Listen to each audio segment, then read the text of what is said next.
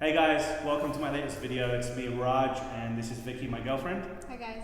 So for those of you who don't know, first of all, you should be watching my other videos. We're traveling Mexico City for the next 6 months, trying to find a place that we want to settle as digital nomads. So right now we're in Mexico City, and it's been about a month. And I wanted to make this video outlining the 5 negatives and the 5 positives that we have figured out of traveling together as a couple. So if you're looking to travel with your significant other or your partner, this video is for you. So let me kick it off with the 5 negatives to start with. The number one thing is if you're both working, you're both digital nomads, it's really hard to find a space where both of you can take calls at the same time, where you're kind of just not getting in each other's space. I don't know about you, but I need personal space. I don't like taking calls when someone's there listening, making noise, whatever. What's your experience been with that?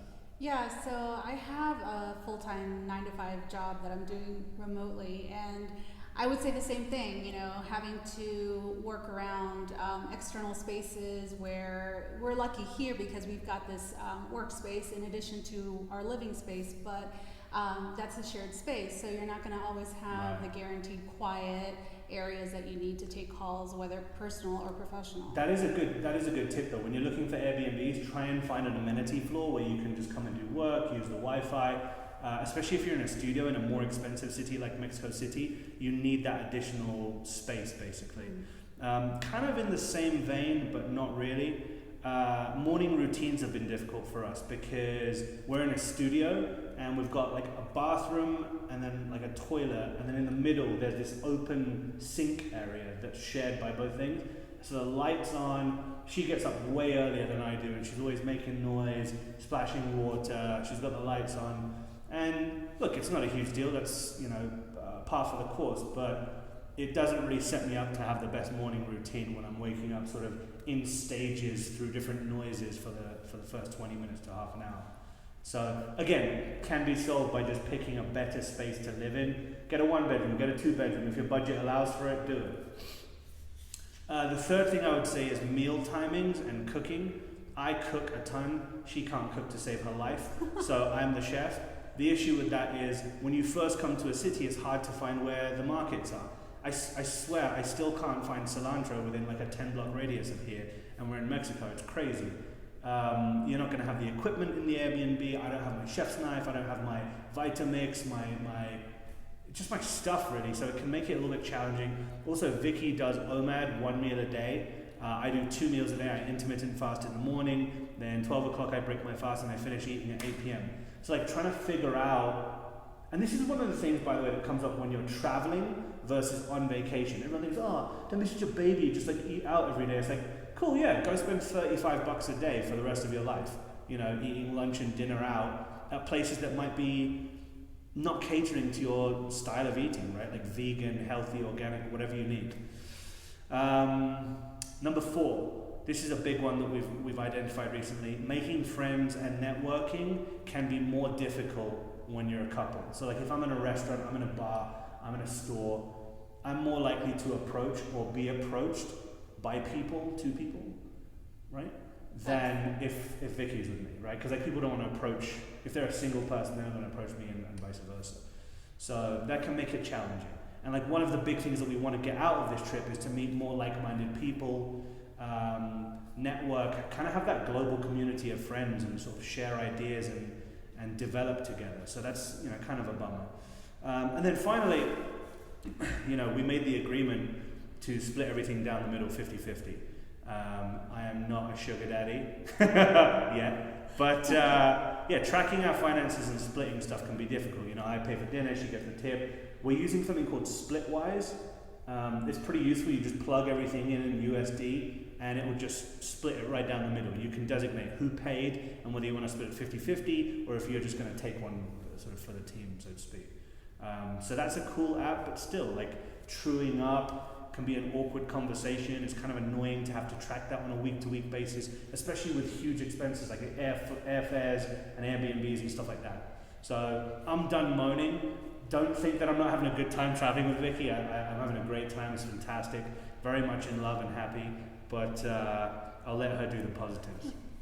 So for the positives, the first one is making memories. So like Raj mentioned, we are kind of early in our relationship, and this has been a really great way for us to get to know each other on a very deep level and make really awesome memories. And even for couples that have been together a long time, you know, traveling together is an amazing way to make new memories and just get to know each other on different levels. And so the second thing is the power of research. So we're in a different environment and we don't know what's around us, so we're trying to find, you know, vegetarian options for restaurants, vegan options, that sort of thing. So having the both of us doing the research at the same time doubles our sourcing power. Also, just like Ubers, taxis, what's the quickest way to get there? Whatever. Like, two heads is better than one. Yep. Always.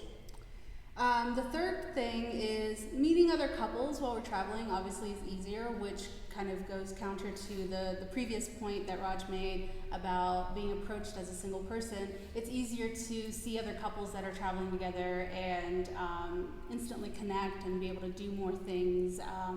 So that's been fun.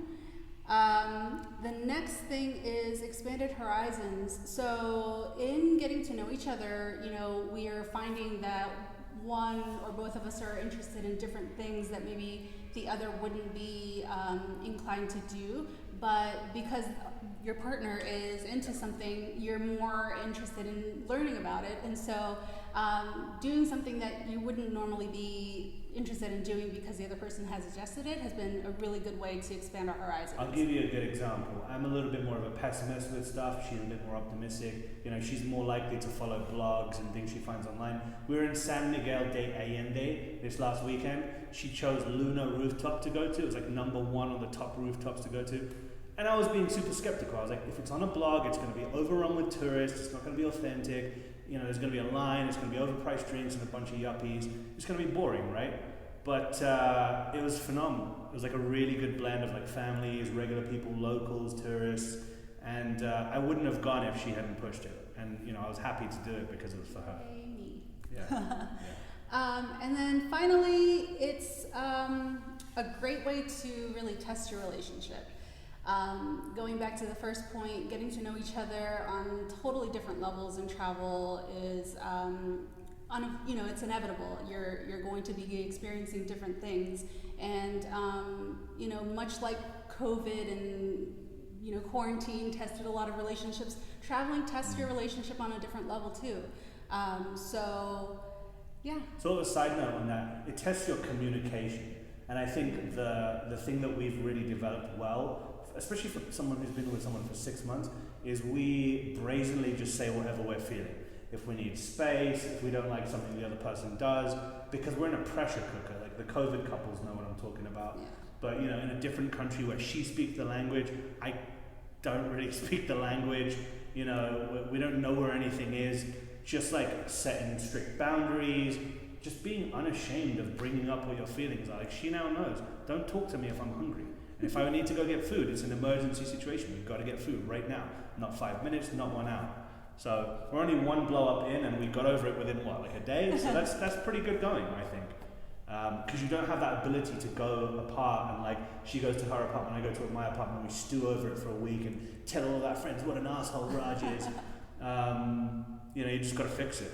So anyway, I hope this was helpful, and I hope you guys do your own couple relationship type travel, and best of luck to you. Yeah. Bye, guys.